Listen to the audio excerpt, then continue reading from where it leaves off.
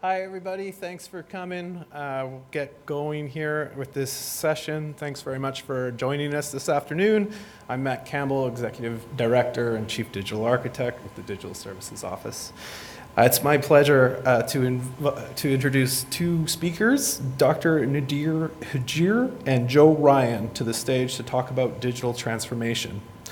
Dr. Hajir is a partner in strategy and lead of PricewaterhouseCoopers Canada's digital practice. He has extensive background in transformation and helps organizers use the power and potential of digital to reimagine their business. Joe Ryan, also of PwC, has spent his career in the IT industry, serving clients in both the public and private sectors in Canada, the United States, Japan, Spain, and Australia. As a consulting partner at PwC, Joe has a key focus on co-creating with clients to accelerate their digital journey. I'm sure you'll agree that we are in good hands here with these two speakers talking to us on this subject. Please join me in welcoming them to the stage.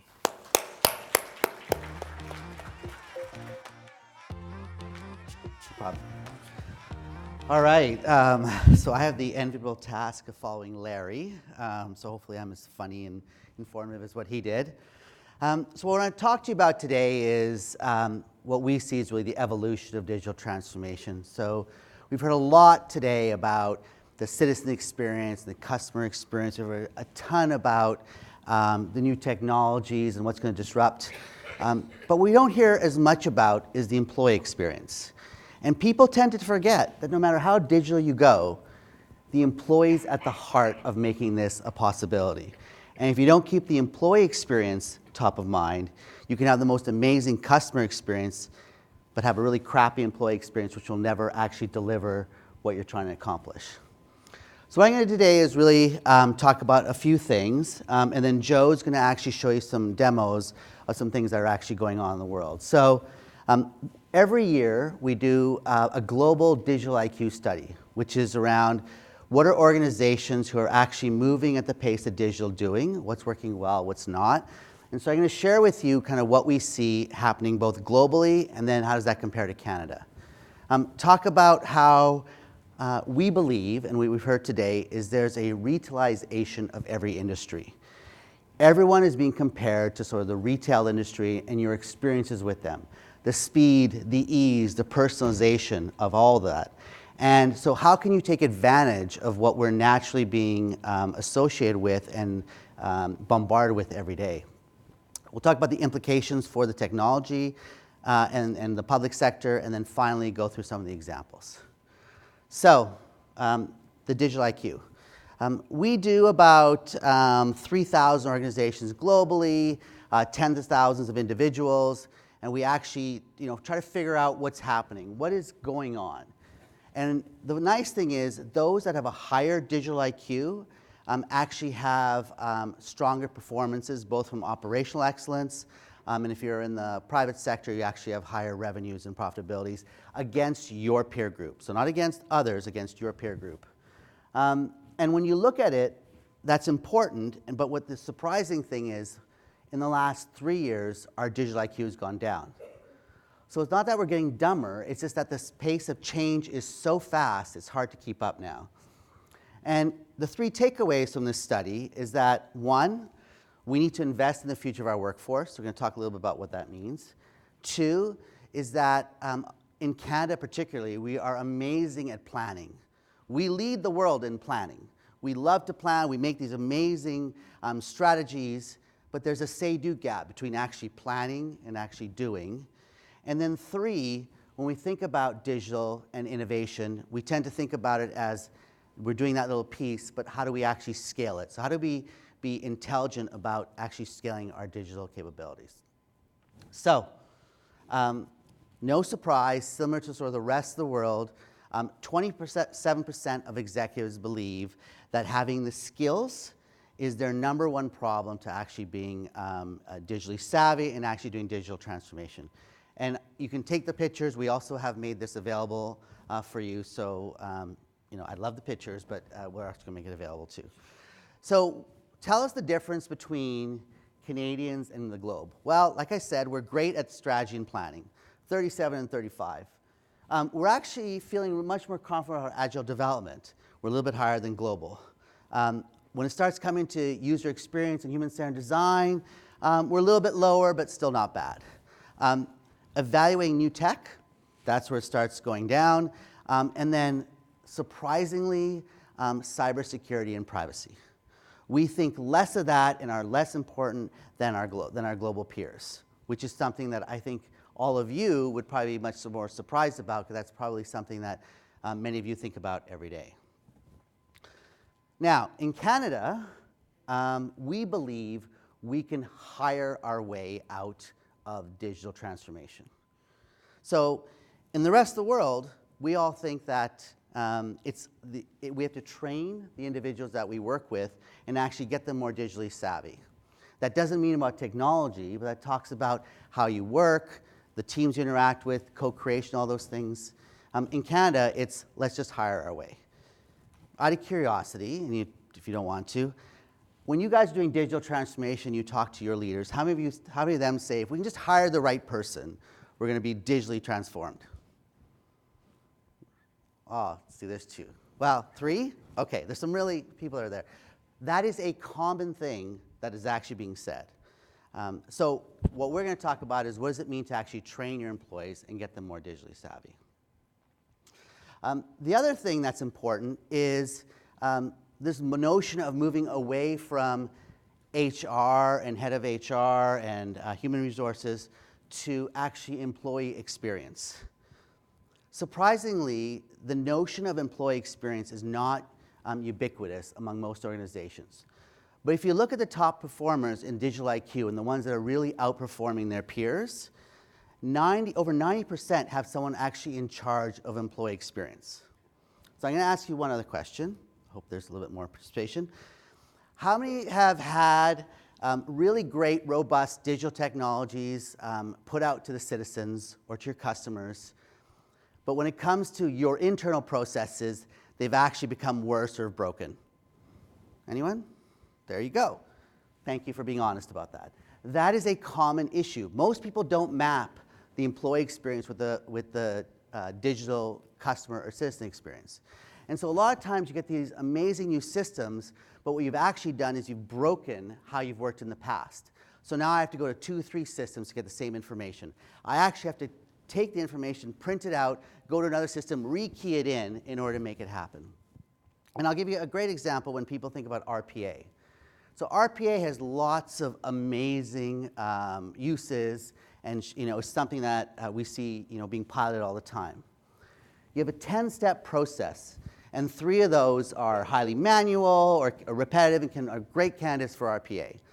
So you do those 3. So now you've taken the 10 and shrunk it down to 7 for the employee. Well, so what does that employee do now with that extra 30% of time? What's their new role? What happens now to their job? And what you end up doing is by forgetting what that experience is for the employee, you actually make that employee feel disempowered. You make them feel like they are not being thought of into this whole digital transformation. They self-select out, and the digital transformation actually is not successful. Most organizations feel that they are facing disruption. What's amazing is the leaders in most of those organizations, so if you're a highly digitally IQ savvy organization, you actually disproportionately feel like you're going to be disrupted. So it's counterintuitive. So if you're actually leading the pack and are actually feeling like you're digitally disrupting your peers, you're actually more likely to feel like you're going to be digitally disrupted. So it's a mindset about continuously innovating and making this happen.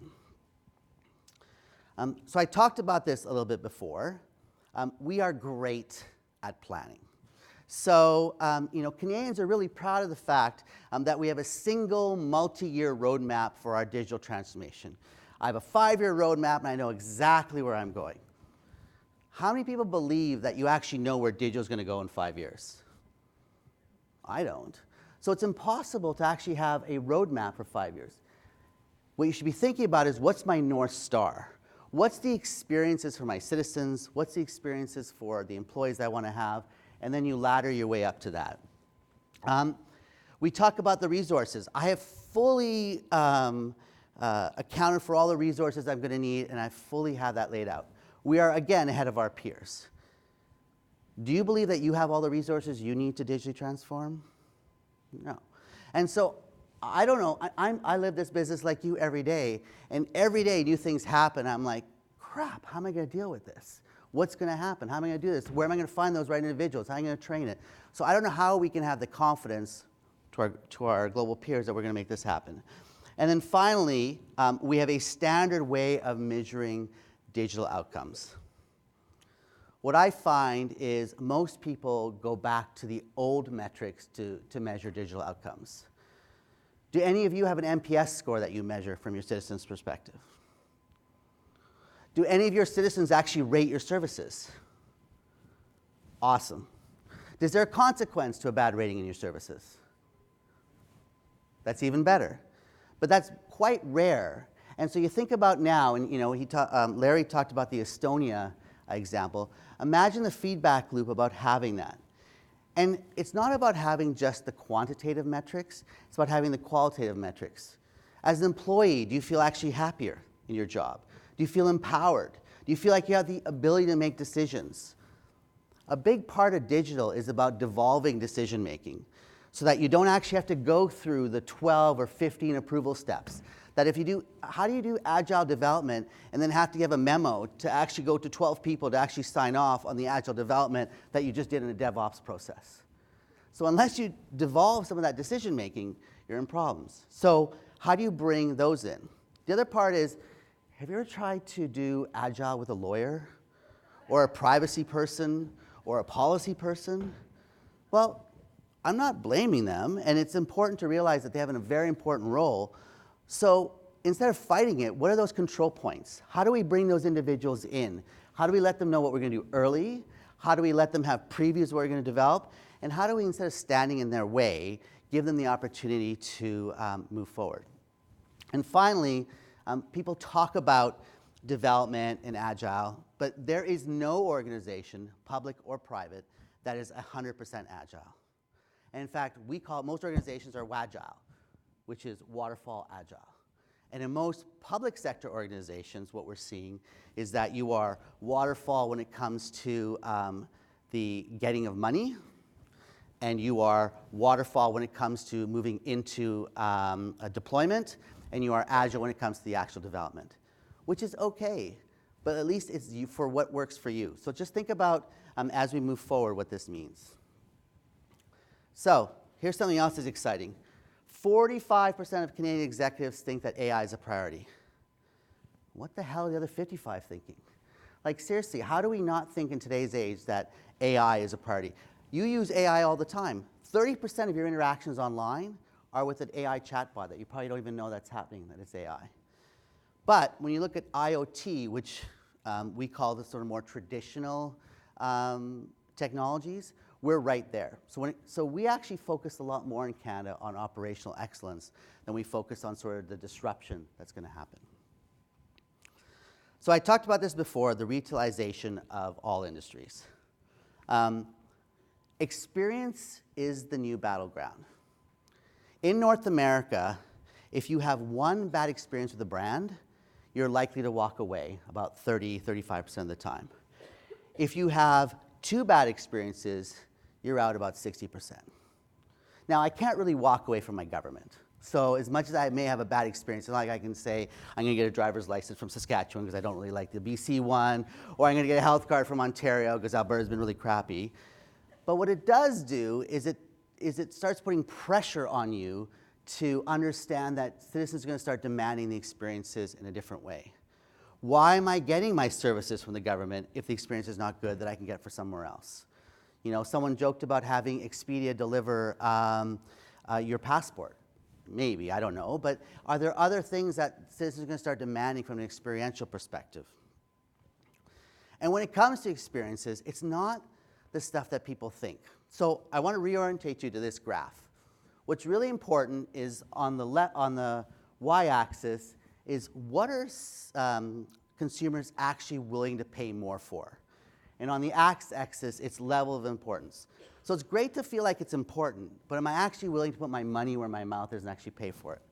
And if you look at it, the things that are table stakes that we think are citizens don't really want, or they want all the bells and whistles. That's not the case. Efficiency, convenience, knowledgeable, ease, and right up there is friendly service. And I don't know how you have friendly service if you don't empower your employees to actually have the tools, the capabilities, the insights, the data to actually make that service better. So it's not always about just doing the coolest thing.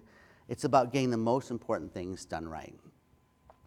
Now, we had the lady from Gartner earlier talk about Gen Z. And you can debate on what Gen Z is. You can talk about how important they are. We think about Gen Z as the canary in the coal mine. So Gen Z is really those individuals that are coming out of high school and university now that are going to be entering the workforce. And they have a very different perspective on digital and what's important than sort of the rest of us. So first of all, they are mobile first. So over 60% of them, mobile is the way they interact.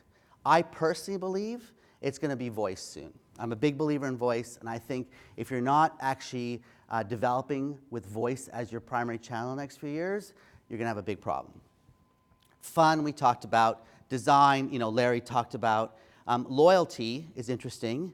They are actually quite loyal, but they're fickle loyal. They're loyal, and then they're like, you know what, I'm out. I'm not there. But I'm really loyal for this minute, and I'm really loyal for that minute. So there's a loyalty, but if you look at it, for 1 year it's there, but for 5 years it actually goes down. Trust. They're actually much more willing to trust, but because they're much more used to giving their data and having something back. We call that the value exchange. I'm going to give you my data, but I expect you to do something valuable with it back. And so it's a higher level of trust, but they're also much more likely to burn you if you're not transparent about something happened. They know things will happen. They know that there'll be hacks, they know there'll be data breaches. What they actually care about is how you dealt with them, how open you were, how transparent you were, and what you're actually going to do to fix it. And then finally, which is not as important, is brand personality. But what I do think brand personality is important about is how do you talk to citizens? I've worked with a lot of governments where they talk about a grade 7 level of writing. I'm not sure what grade the BC government does, but most of the organizations I talk to is about a grade 7 writing. But none of them actually talk about the personality that they write with, the type of words that are actually used to engage citizens to interact. So think about the personality of either your organizations or the information that you put out, and what is it that you want citizens to actually feel when they interact with you. So what does that mean? Well, for public sector, we have to first define what is digital transformation. So let me just start here. I'm going to read out some numbers, and I want some guesses. Does anyone know what the number 75% means? Oh, I heard something. What? Is there a guess? 3/4? Absolutely, it means 3/4. That is the percent of individuals who are both responsible for your digital strategy and are responsible for your business strategy. There is no longer a difference between your business strategy and your digital strategy. They are one and the same. So the question is the person involved in developing your policy also the person involved in developing your digital strategy for that department? If they're not, they should be. $2. Does anyone know what $2 means? Not how much they paid me? No? That's $2 trillion that's going to be spent next year in digital transformations globally. $2 trillion. That's what we're competing against. And the number 70? Anyone got a guess? Pardon me? Very close. The amount or the number or percentage of digital transformations that actually fail. And when we say fail, they fail to even achieve the hurdle of the initial investment. So I'm spending $2 trillion, and I'm basically throwing away 70% of that. Imagine that implication. I think she's going to actually fix her digital transformation right now. So what does that mean? So the current situation that you have right now is highly transactional focused. Individual transactions by department or by group. Highly manual and paper-based. Hugely waterfall. Lower or latent response times. And quite labor intensive. That's sort of what you're dealing with now. Is that a fair statement? Did I get that right? Anyone disagree? Okay, this is what governments are actually moving to, customer or citizen-centric. We're seeing some organizations really embrace this notion of employee enablement. What are we going to do to actually make this change? Devolving decision-making, we talked about that earlier. Transparency. I don't mind if I wait a little bit, but tell me, what is my wait time? Where am I in the process? What's the decisions that are being made? Iterative, taking the iterative approach. We talked about those apps that come out. No one expects to have it perfect the first time, so how do I keep it going? We talked about data and reporting. We talked about flexibility, response times, and at the end, really it's about a mindset and a cultural change. And why is this so hard? Well, because there's really three things about why digital transformations fail, and in particular, this is hard for government sometimes. The first is it's not human-centered. A lot of times we have an idea that if we just have the right system or right technology or right whatever, and how many times have you been where you have to change to match the technology is not changing to meet you? Right? It's not human-centered.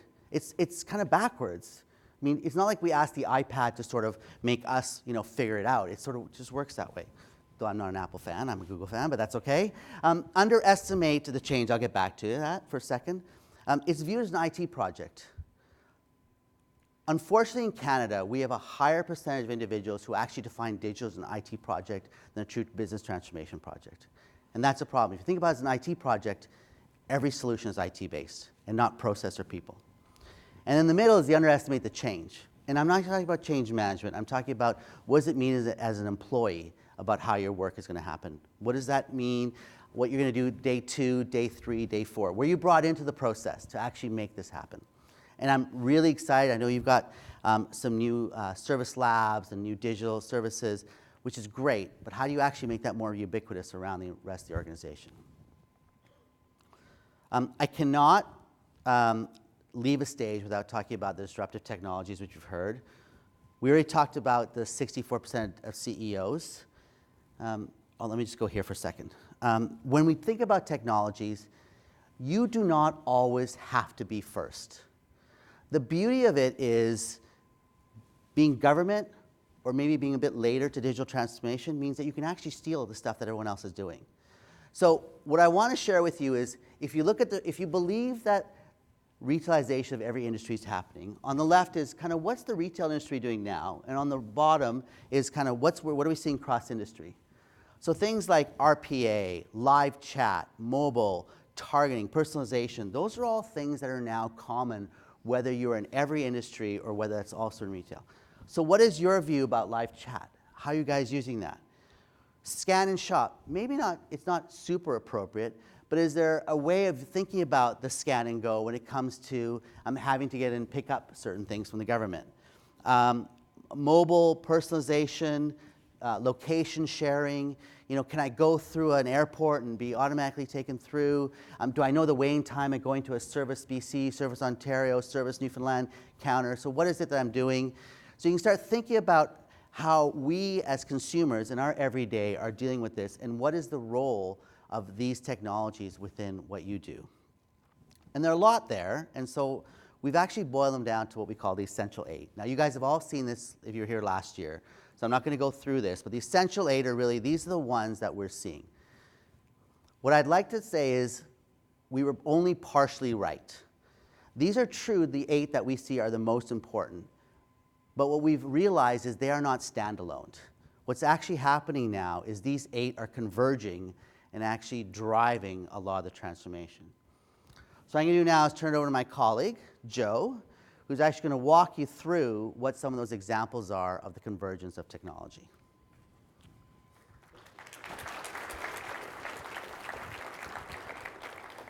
Thanks, Nutter, and good afternoon, everybody. As Mac mentioned, my name's Joe Ryan. I'm a partner in PwC Consulting. I lead a group of impatient experience designers and digital strategists and behavioral researchers and creative technologists in the experience consulting group for Western Canada. We've got a facility in Edmonton where we do experience consulting and experience research, as well as here in Victoria. Not a lot of people know that PwC has a facility here just up the street where we do and work with both our public sector and our private sector clients in experience consulting. Now, we spent the last 25 minutes, 30 minutes, talking about overall experience in digital transformation and technology disruption. One thing you probably noticed we didn't spend a lot of time talking about, that was hardcore technology. Now, my background is computer science and software engineer. So when Larry refers to eggheads, I guess that's me. I'm a professional egghead. Actually, my first job was here in Victoria. I lived in Victoria for several years. I was the systems engineer for BC Systems Corp. Anyone here from BC Systems Corp? Yeah? I guess you're all doing the math to try and figure out how old I am. Don't. You'll hurt yourself. It was a long time ago. But what I wanted to do is talk a little bit about technology. Now, one of the things that's come up this morning, there have been quite a few comments around, Google or Amazon are not going to come and provide services to take over the jobs of the BC government. They'll continue to nibble around the edges. But one of the things I wanted to introduce is this idea of last best interaction. And that's something I think we all need to be worried about. And that's what really gets the core of technology disruption. People that work and interact with the BC government will have this continuing bar of expectation as to what they're expecting from their provincial government. Whatever their last interaction was, whatever their last best interaction was, and it could be in financial services, it could be in retail, it could be in, you name it, that is the new bar that they're now going to expect from you, the next interaction with the BC government, last best interaction. And that's why anyone who approaches a digital transformation or worries about technology disruption, if they approach it as a project, they've missed the point. This is a new way of working. So what we're going to do now is talk a little bit about technologies and walk you through some of the reasons why, in our world, we think perhaps betting on technologies is not the right way to go. Everybody out there, every consultancy has sort of their version of what they think the lead technologies are and where you should be spending your time. You can go online and read every year. There's a whole new list of emerging technologies on the internet. Mary Meeker does a very interesting blog about that. You'll also notice that, has anyone ever seen the Gartner hype curve, right, where they talk about all the new technologies that are coming out, and it gets the very peak, and the peak of like impossible expectations, and then everyone falls off that peak and goes down into the trough of disillusionment, which sounds very, very dire.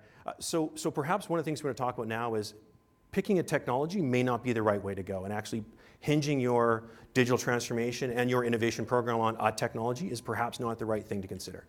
So we're going to do a few things. We're going to talk about the 5 themes that we believe really shows the convergence of emerging technologies. And I'm going to do something very radical. I'm going to tempt the demo gods and show them to you. Because I always find when we talk about these things, if I see another chart with blockchain on the top and a whole bunch of text, my head will explode. So I'd like to show you some of the technologies and show you what these 5 things look like. So perhaps to sort of debunk a bit and show you a bit what we mean. So when we talk about the next wave of innovation, there's really 5 themes you can think, 5 sort of innovations that we think are going to impact every single industry going forward. I don't think you can avoid it, no matter what industry you're in. The first is intelligent automation. Nodder mentioned robotic process automation or software robots that basically automate a bunch of tasks. Intelligent automation is taking that to the next level. It's taking things like artificial intelligence and the understanding of the processes you do and creating intelligent automations. This is probably one of the more scary ones. People start thinking, well, what happens if we automate everything? What we're finding is that the more mundane things are getting automated and automated very quickly. I'm not sure how many of you have people in your ministries that they'll get an email, they'll copy an address block, they'll paste it, they'll open a spreadsheet, they'll go down, they'll copy something from there, paste it into a document, close the document, attach it, and set off an email. And that's their job. And they do that 80% of the day. Intelligent automation says, let's take all that mundane stuff and let's automate it. And let's, through smart methods, make sure that those people can now do more higher value, more interesting roles. Conversational interfaces, I'll show you. We actually think if I could go back and redo the Essential 8, I'd add voice and voice technologies to that list because more and more people are doing very interesting things with voice. In fact, by next year, more than half of the internet searches will be by voice. So how is your ministry preparing to interact with your constituents? Through a voice-only channel. I'm going to go quickly to automating trust. Automating trust is everything from how do I make sure that the food supply chain is safe to how do I start accepting cryptocurrencies. Automating trust is how do I, in a very public forum, know that I'm doing business with the people that I think I'm doing business with. Extended reality is another one that we're finding is very prevalent in many of the industries. If you think of the progression of the realities, we originally had virtual reality, which was like games, like video games, then automated reality, or augmented reality, where we had the physical and the virtual. Well, now we've got mixed reality, where we're now layering data on top of those realities. So we really think that extended reality is one of those areas of innovation going forward. And last but not least, embodied AI. Very interesting. Embodied AI is probably the best example of that is if you look at autonomous vehicles. I was in Las Vegas last week, and it was business. I know I have to, whenever I say I'm in Vegas, I always feel like I have to say, and it was business. They have 40 autonomous vehicles on the road that you can actually rent through a rideshare process. And last month alone, 1,000 point-to-point rides were done in these BMWs in a complete autonomous mode. So if you were to ask us where we would be betting our time and betting our energies, it would be researching one of these sort of 5 convergent themes of technology as opposed to trying to bet on a single technology. So I'm going to take a look at some. I'm going to try and show them to you, and I've got examples of each of them just to sort of give you some idea. I'm going to start with and again, I am tempting the demo gods. I appreciate your patience as I go through this, but let's quickly start with intelligent automation. I'm going to start with a public sector example. You can see that up there? Oops. No? Why can they not see my screen on here? The guys in the back are looking really panicked right now. It's on my screen.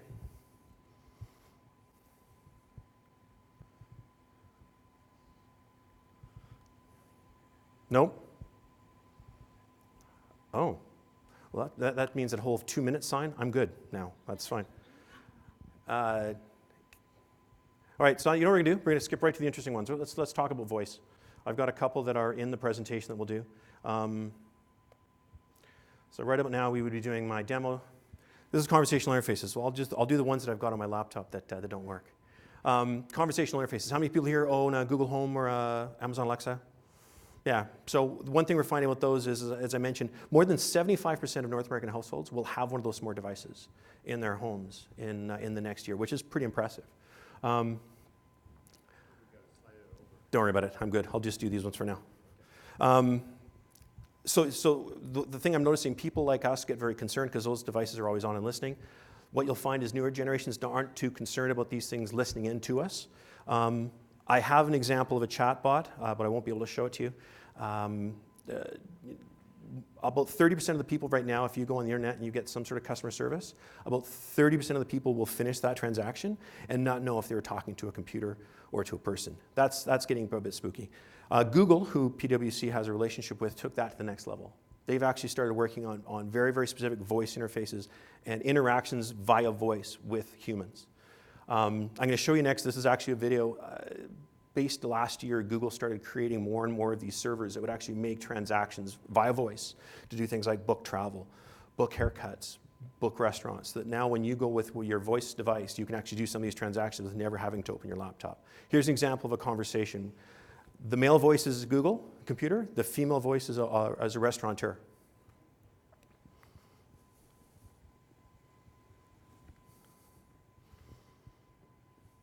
And there's no audio.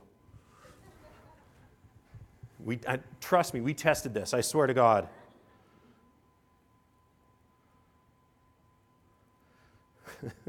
Really? No? I know. Okay. We'll get to the other ones. All right, extended reality. Maybe this one will work. This one's a video. It's embedded, so hopefully it works. It won't actually have audio, but take an example, extended reality. Again, this is the intersection of where we would use artificial intelligence, augmented reality, Internet of Things, and virtual reality. Extended reality is really an environment whereby you can take the virtual and overlay the physical. You also can then overlay a layer of data and information to make a much richer experience. So this is an example of something called a digital twin. And in a digital twin, you actually get to immerse yourself in a virtual world of the domain of your choice. So here's an example of a company that has, or a government agency. It's a clearinghouse. It's a stockyard. They've got goods and services. They've got goods coming in containers, goods clearing customs and going out. But as a worker in that yard, it's my job to start controlling and managing the trucks that come in, the containers that have arrived, and the cranes that are used. This is an example of how my workday would go. So I'd come in and I'd put on my goggles, and with my goggles I could see there's actually two issues that require my attention. The first thing I'll do is probably go down and take a look. The assets we have, the trucks with the triangles on the top of them are out of the ordinary somehow and require my attention. I can hover over top of them by touching them with my mouse or my hand and get the information about that truck. At the same time, I go and take a look at the crane, and the crane tells me exactly that it's in good shape. I can touch that container to see what's inside it. And really my day is interacting inside this 3D space using a combination of artificial intelligence, augmented reality, and Internet of Things. So I hope the thing you're seeing right now is the more and more of these technologies that intersect, the more of these convergence of technologies, we can build some very compelling experiences for both our customers, our constituents, as well as our employees. Automating trust, I'm going to have to leave for now because it's a demo that has both audio and video, and since audio didn't work and video didn't work, I'm going to guess that since it has audio and video, it's not going to work.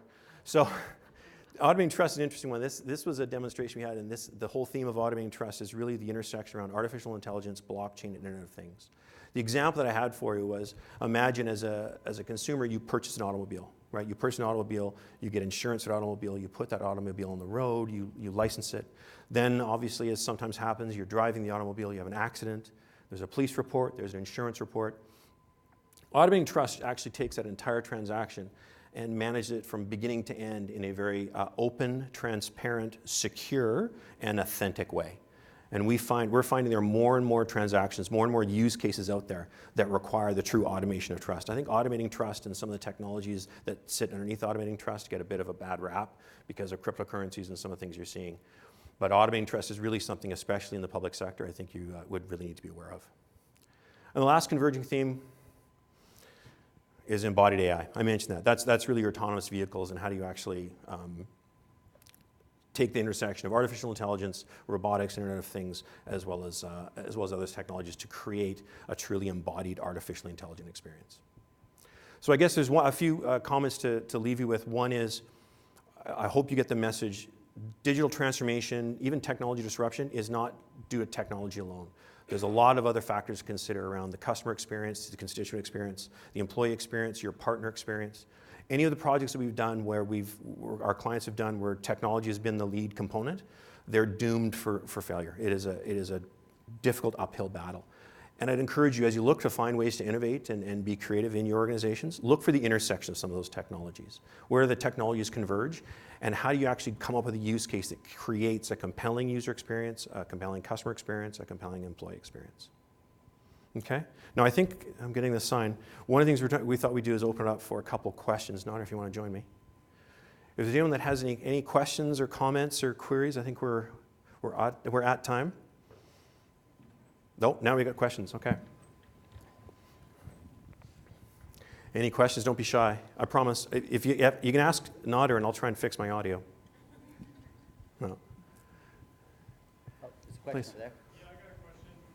One of your first slides, you showed like 94% or something like that of financial people were successful because they had an experienced leader.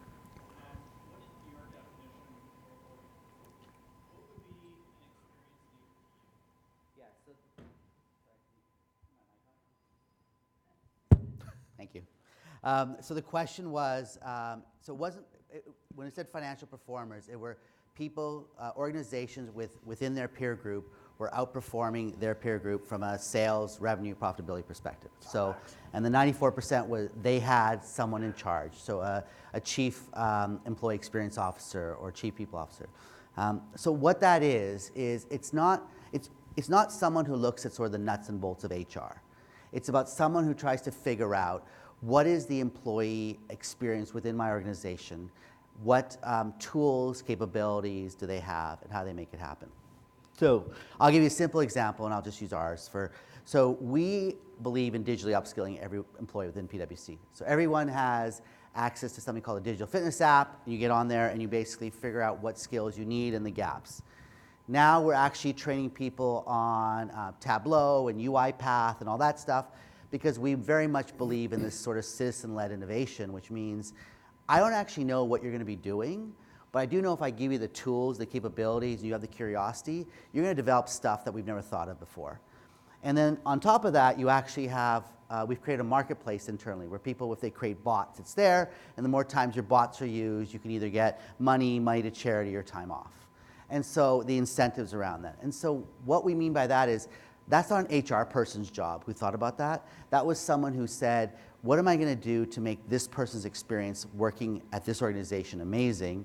Which corresponds to, if I'm doing digital transformation, what is the employee experience that has to enable it? Because if I don't think about the employee experience, the citizen, the customer experience will never get realized.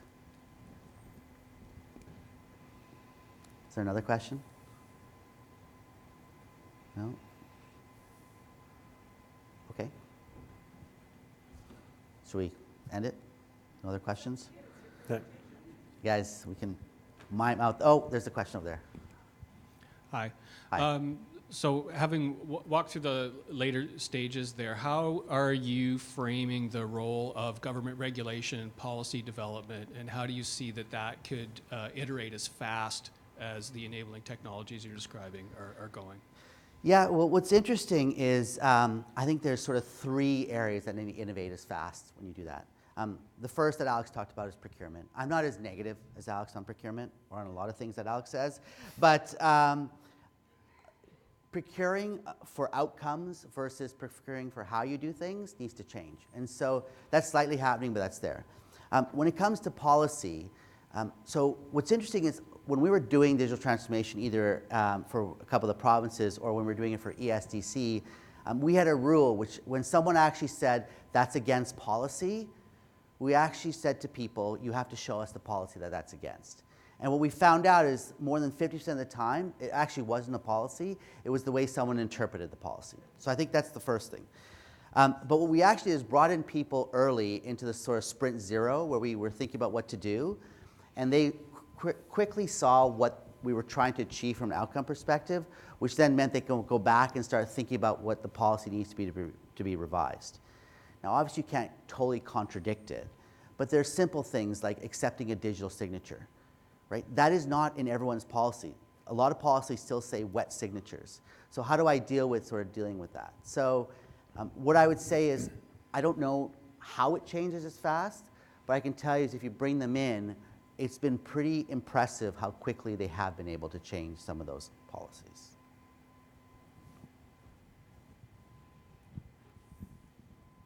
Any other over there. question? Oh, there's one. Hey there. Can you give some more examples? You both talked about voice searches and voice stuff. Can you give some more examples of how you see that changing over the next couple of years? Yeah, so I'll give you one. So we were working with the government of Newfoundland on helping them do smart forms. So surprisingly, they had PDF forms, and that it didn't matter what question you answered, you have to go through all the other questions whether they were relevant or not. So we created the form that was question sort of independent, and that we linked it together. By doing that, we actually were able to do it on voice as well.